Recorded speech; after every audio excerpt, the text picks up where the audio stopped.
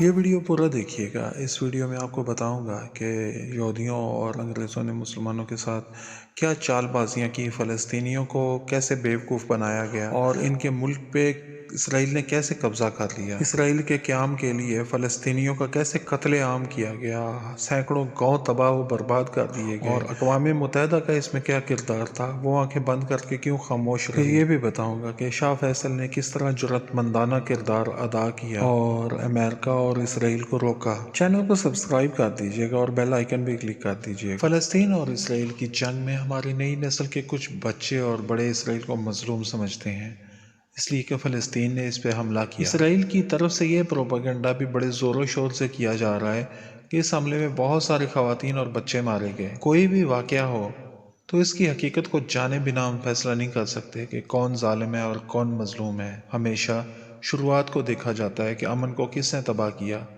ظلم کی شروعات کس نے کی۔ حقیقت یہ ہے کہ فلسطینی مظلوم ہیں اور ان پہ ظلم و ستم عرصہ دراز سے کیا جا رہا ہے۔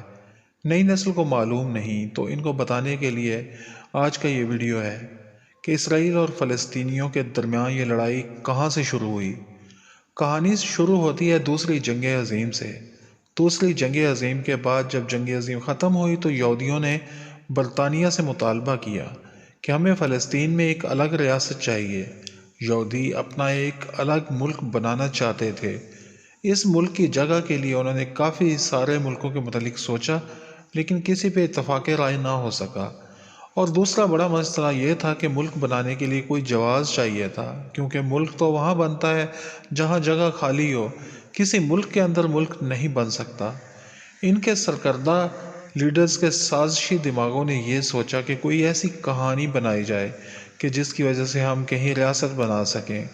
عام طور پہ لوگوں کو اکٹھا کرنے کے لیے مذہبی ہتھ کنڈہ آزمایا جاتا ہے، کیونکہ لوگ مذہب کے نام پہ اکٹھے ہو جاتے ہیں اور کچھ بھی کرنے پہ تیار ہو جاتے ہیں۔ تو یہودی سرکردہ رہنماؤں نے یہی طریقہ آزمایا۔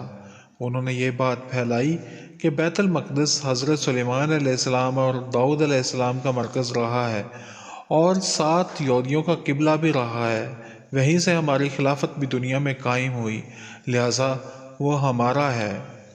جنگ عظیم کے بعد امن کی کوششیں کی جا رہی تھیں، تو اس وقت یہ پروپیگنڈا کیا گیا، بات کو پھیلایا گیا کہ یہودیوں کو بیت المقدس میں لایا جائے اور وہاں ان کو جمع کیا جائے۔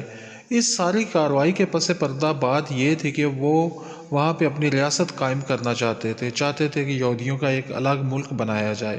ان کا یہ مطالبہ سراسر ناجائز اور مذاق خیز تھا۔ کسی بھی ملک کے اندر کوئی اور ملک نہیں بنایا جا سکتا، کوئی بھی اس کی اجازت نہیں دیتا۔ خود امریکہ سے کہا جائے تو وہ بھی اپنے ملک کے اندر کوئی نیا ملک کسی کو نہیں بنانے دے گا۔ امریکہ کو چھوڑ کے کوئی چھوٹے سے چھوٹا ملک بھی ہو تو وہ بھی نہیں چاہتا کہ باہر سے آ کے کوئی اس کا تھوڑا سا حصہ بھی لے۔ ایسا کرنا عالمی قوانین کی خلاف ورزی ہے، لیکن مطالبہ کرنے والے یہودی تھے۔ برطانیہ پہ زور ڈالا گیا، یہودیوں نے اپنا اثر و رسوخ استعمال کیا، سازشیں کی، اور اس کے نتیجے میں 1917 میں برطانیہ نے اعلان کیا کہ یہودیوں کو بیت المقدس میں آباد کیا جائے۔ فلسطینیوں نے احتجاج کیا کہ ایسا نہیں ہو سکتا، فلسطین ہمارا ملک ہے، اس کے اندر ان یہودیوں کو آباد نہیں کیا جا سکتا۔ لیکن برطانیہ نے اس وقت جھوٹ بولا اور کہا کہ یہودیوں کے آباد ہونے سے فلسطینیوں کو کوئی فرق نہیں پڑے گا، ان کے حقوق متاثر نہیں ہوں گے، کچھ یہودی خاندان بس وہاں پہ آباد ہونے چاہتے ہیں۔ اس طرح برطانیہ کی وجہ سے ان کو وہاں رہنے کی اجازت مل گئی۔ یہ ابتدا تھی۔ یہودیوں نے وہاں پہ اپنا تسلط جمانے کے لیے کافی سازشیں کیں اور چالیں چلیں۔ مکمل جاننا چاہیں تو ان سارے واقعات کی تفصیلات آپ ترکی ڈرامہ سلطان عبد الحمید میں دیکھ سکتے ہیں، جس میں یہودیوں کی آباد کاری کی کوششوں کا بتایا گیا ہے۔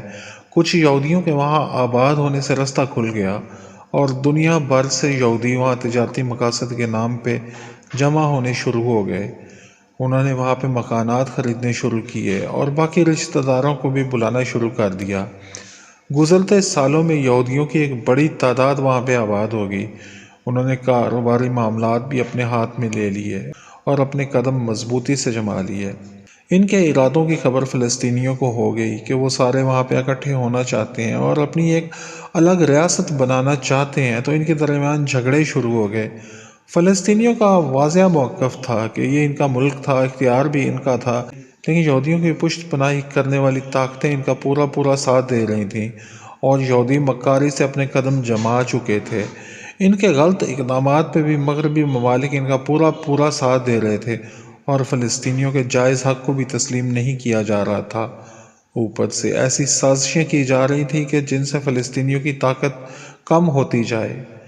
1945 میں جنگ عظیم کا خاتمہ ہوا تو اس کے خاتمے پہ برطانیہ تھوڑا کمزور ہوا اور یہودیوں کی چال بازیوں کی وجہ سے ان کی لڑائی مصر، شام، اردن اور لبنان کے ساتھ جاری تھی۔ بارڈر پہ کشیدگی بڑھ رہی تھی، اس لیے یہ معاملہ اقوام متحدہ کے سپرد کیا گیا۔ اقوام متحدہ میں قراردادیں پیش کی گئیں کہ یہ علاقہ یہودیوں اور فلسطینیوں میں بانٹ دیا جائے تاکہ یہ مسئلہ حل ہو سکے۔ یہ عمل چل رہا تھا کہ اسرائیلیوں کو اس دوران موقع مل گیا۔ وہ اتنے مضبوط ہو چکے تھے کہ انہوں نے فلسطینیوں کے سینکڑوں گاؤں پہ فضائی بمباری کی، انہیں تباہ و برباد کر دیا۔ بربادی سے بچ جانے والے فلسطینیوں کو چن چن کے مار ڈالا، وحشیانہ قتل عام کیا، ان پہ اتنا ظلم و ستم کیا کہ عرب وہاں سے ہجرت کرنے پہ مجبور ہو گئے، ان کو اپنے ہی ملک سے نکال دیا گیا۔ یہ قتل عام اسرائیل کے قیام کے لیے تھا۔ اقوام متحدہ اس دوران آنکھیں بند کیے خاموش بیٹھی رہی کیونکہ مسلمان تباہ ہو رہے تھے۔ اگر اسرائیلی یا انگریزوں کے ساتھ ظلم ہو رہا ہوتا تو سارے مغربی ممالک تڑپ اٹھتے، اقوام متحدہ بھی جاگ جاتی۔ جنگ میں عربوں کو ان کے ملک سے نکال دیا گیا اور بہت کم عرب اسرائیل میں رہ گئے اور فلسطین کا 80% علاقہ اسرائیل نے قبضے میں لے لیا اور باقی 20% علاقے میں عرب رہنے لگے، لیکن یہ علاقہ بھی اسرائیل کے قبضے میں ہی تھا۔ یہ 20% وہ علاقہ ہے جسے آج کل غزہ کہا جاتا ہے۔ اقوام متحدہ کے قوانین کی کھلی خلاف ورزی کی گئی۔ اقوام متحدہ میں جو بھی سفارشات پیش کی گئی تھیں، ان میں کہا گیا تھا کہ برابری کے طور پہ علاقائی تقسیم کی جائے۔ جتنی آبادی عربوں کی ہے تو ان کی آبادی کے حساب سے انہیں دیا جائے اور یہودیوں کی آبادی کے حساب سے انہیں علاقہ دیا جائے۔ اس کے مطابق 45% علاقہ فلسطین کو دیا جانا تھا اور 55% علاقہ اسرائیل کو ملنا تھا، لیکن یہ 80% اور 20% کی بزور جنگ تقسیم اقوام متحدہ کی قراردادوں کے بالکل خلاف تھی۔ غزہ کا یہ علاقہ اردن اور مصر کے پاس چلا گیا۔ 1956 میں جنگ ہوئی جس میں اسرائیل کا ساتھ امریکہ اور برطانیہ نے دیا اور نہر سویز پہ قبضہ کر لیا اور سوویت یونین کی مداخلت کی وجہ سے وہ پیچھے ہٹے۔ 1967 میں بہت بڑی جنگ ہوئی۔ اس جنگ میں اسرائیل بہت طاقتور تھا اور امریکہ اس کا پورا ساتھ دے رہا تھا۔ اس نے اسرائیل کو اسلحہ فراہم کیا اور اس جنگ میں بجائے کہ فلسطینیوں کے ساتھ انصاف ہوتا، ان کو ان کا علاقہ واپس ملتا، الٹا مصر اور شام کے کچھ علاقے بھی اسرائیل کے قبضے میں چلے گئے۔ وجہ یہی تھی کہ امریکہ نے اس کی پوری مدد کی تھی۔ یہ سراسر ناجائز تھا اور اقوام متحدہ کے قوانین کی خلاف ورزی تھی، لیکن اسرائیل کو کوئی پوچھنے والا نہیں تھا۔ اس کے بعد 1973 میں بھی جنگ ہوئی۔ اس جنگ میں مصر نے کوشش کی کہ اپنے مقبوضہ علاقے جو اسرائیل نے قبضے میں لے رکھے ان کو آزاد کروائے، لیکن اسرائیل اس جنگ میں بھی طاقتور تھا کیونکہ اس بار اس کا ساتھ امریکہ، برطانیہ اور فرانس دے رہے تھے۔ مصر اور شام ان کا مقابلہ نہیں کر پا رہے تھے، سب تماشا دیکھ رہے تھے۔ اور پھر کچھ ایسا ہوا کہ اسلامی ممالک اکٹھے ہو گئے۔ سعودی عرب کے شاہ فیصل نے جرأت مندانہ قدم اٹھایا اور سارے اسلامی ممالک کو اکٹھا کیا اور فیصلہ کیا کہ یورپی ممالک کو تیل کی سپلائی بند کر دی جائے گی۔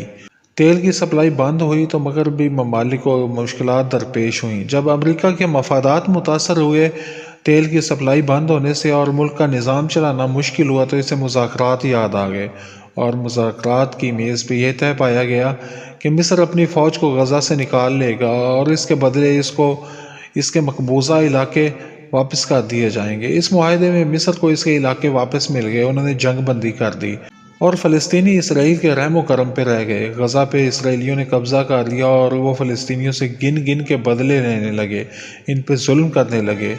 ان کے ظلموں کی داستانیں آپ ٹی وی نیوز میں سنتے رہے ہوں گے۔ آئے دن فلسطینیوں کا قتل عام، ان پہ تشدد آپ نے دیکھا ہی ہوگا، نہیں دیکھا تو گوگل پہ سرچ کر لیجئے۔